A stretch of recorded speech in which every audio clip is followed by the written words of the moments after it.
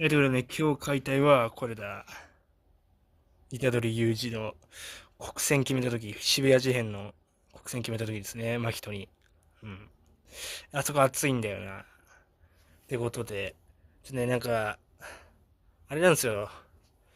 今までなんかずっと立ち絵、こういう、なんかキャラの動きが少ない絵を描いてきたんで、動いてるような絵描きたいなと思って、ピックアップしたんですけど、むずいね、やっぱり。てか、このさ、制服がさ、呪術廻戦のキャラって黒いんだよ。